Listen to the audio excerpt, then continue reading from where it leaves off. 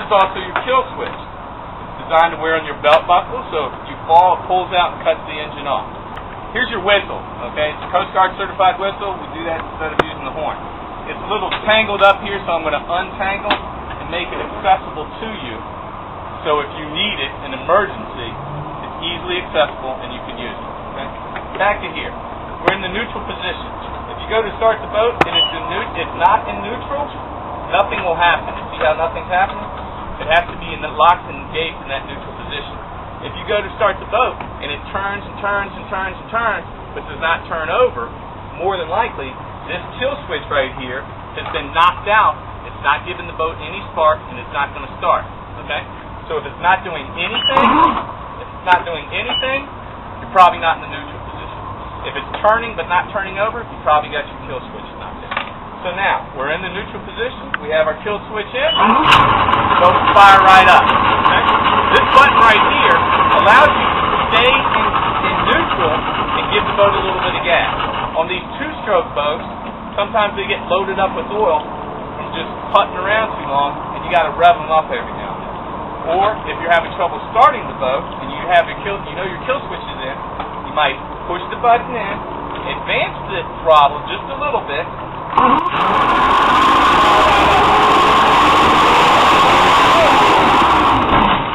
All that blue smoke is just from the oil being loaded up in there. You can't turn some of that off right now.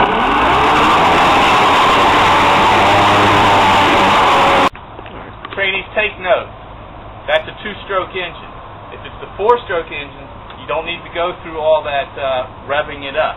You do have to go through the full procedure of the neutral safety, the kill switch, and what to do. And make sure you show everybody the dual battery system and how the dual battery system works. That's very important. Okay? Okay, back to Angel. Okay, Angel, here's your hour meter, and we're going to write this hour meter down right here. It's 149.9. Okay? And this is how you get charged for fuel, what they told you up there when they were doing the paperwork. Now, if you stop at a bar, a restaurant, swimming, or what have you, and you cut the engine off, make sure you cut this key all the way off. If this key is on like this, and you're seeing any of these register, your fuel and your volts, the hour meter is ticking, and you're getting charged for fuel that you didn't use. So just make sure that key is cut completely off. Okay? All right. Now, let me show you. Let's just go through this real quick. Right on here. Okay, Angel. I showed you the anchor and line. It was all in good shape. We have 8 adult life jackets. We have 1 child's life jacket. You got the child's life jacket, right? Okay. Yeah. You have the 1 throw cushion that I showed you. I showed you the boat hook. I showed you the paddle. I didn't show you the fire extinguisher. Okay, the fire extinguisher on this boat is right here. There's a little black strap on there. Just pop that black strap up and you can access that and pull it out. I showed you the whistle. I showed you the flare kit. We went through the chart. The compass is right up there. You have the handheld VHF radio, and we'll put handheld right there. No antenna. The depth finder and fish finder. I showed you the 2 fenders, the 2 dock lines. I'm sorry, trainees up. Let's just not worry about that. We'll put it right in there. Check out. 2. Bow lights. There are no bow lights on this boat. Anchor lights, no anchor lights. You have your swim ladder, okay? Your swim ladder is right back here, Angel. Okay? If you use this anchor, or this swim ladder, first of all, it just pops right out like that, okay? And this will pop out, and you have easy access out there. These little seats right here, make sure they're tucked all the way down in there, okay? Because if they're not, if you go to step on it, it's going to slip up. So make sure it's tucked in there good. Okay? Make sure that swim ladder comes in after the last person swimming. It is your responsibility, Angel, but I'm sure you're going to blame one of the kids when they didn't bring it in. That's what I always do. But anyway, make sure it comes in. One, it can break. I've actually seen them break and go kick back onto the boat. Okay? There's no ski line, no water skis, no kneeboard, no ski vest. We looked at the prop today. I'm going to Draw my picture of my prop. It's in good shape. The hull was okay, nothing major there. Okay, so the prop out is good. Fuel is full. Okay. We have our fuel cap is on there, and our oil cap is on there. Okay. There's no need that you're going to need to get fuel today. Don't even bother getting fuel. It's against our insurance regulations for you to fill the boat with fuel. If something happens and you need fuel, give us a call. Okay. All right. We went to the use of the throttle. I told you about the neutral safety system, the instrument panel with the fuel gauge on there. How the engine starts, the warning horns, how they work. Actually, I didn't show you the warning horns, so let me show you that. On this boat, what I was telling you about, if it overheats, you'll hear a hot horn. If you hear that, it's a steady beat. That's indicating that the engine's running hot. You probably have that plastic bag. Go through that plastic bag procedure to get it out so you don't overheat. Okay, vessels have the right-of-way. Any boats from here to here, they have the right-of-way. Any boats under tow have the right-of-way. Any boats under sail have the right-of-way. Any boats bigger than you that doesn't look like they know what they're doing, they get the right-of-way. It's called rule of tonnage. Okay, you meet a boat head-on, it's just like driving a car in the United States. Okay? That boat should pass on this side of you, port to port. That's your port side, that's your starboard side.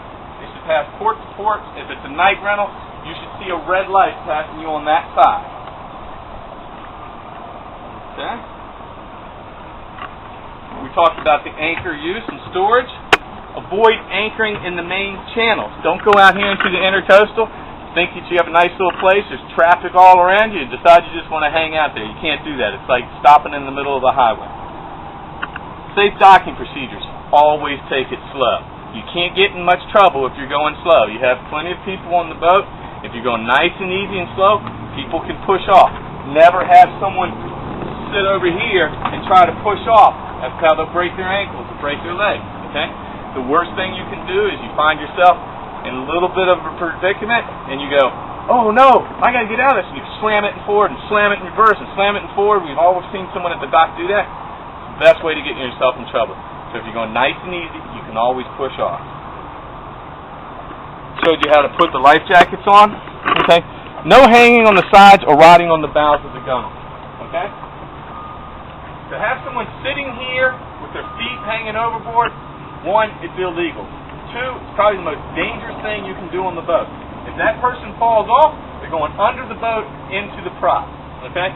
So no one's allowed to sit on these gunnels with their feet hanging overboard. Of course, avoid negligent operations. Watch your speed zones. We went through that in the chart.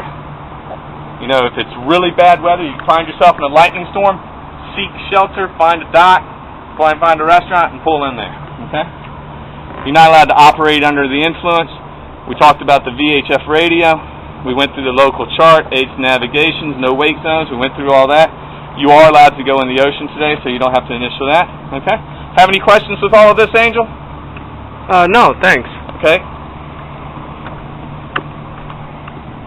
Let me have you sign. That's my signature. Sign right there, please. Okay, so let's get all your crew on the boat, and then we'll help you out. All right? Thank you. Thank you. So that is a proper checkout. Now, notice what I did. I didn't carry this around with me the whole time. If you're new and you want to carry this around because you're not familiar with the boat, no problem at all. But I've been doing this for a little while, and I know pretty much everything I need to show. So I went through the boat, as I know, showing everybody everything. However, at the end of it, then I pull out my book and my checkout sheet, and I go through it in detail with my customer. I check off everything. I fill in 8 life jackets. I go through every one of these with the customer, so there's no discrepancy whether I went through this with him or not. I sat here with him and checked off every single thing. In doing that, too, as you notice, I caught a couple things that I had forgotten. I'd forgotten the fire extinguisher. I'd forgotten the gunnels. I'd forgotten the vessel right-of-way. But by going through here and checking off everything, it reminded me. I went back, never missed a beat. Okay? Every one of these have to be checked off in front of the customer as I did. When I put the board here to show the camera, I am holding this up in front of the customer and checking it off with the customer so he sees everything I'm checking off, and then he signed it right there. Then there's no question at all whether that anchor was on there, whether there were 8 life jackets on there, or whether I went through how to use the throttle. Okay, he can't come back and say, you never told me that, you never showed me that. Extremely important. It's called covering our butts. Okay?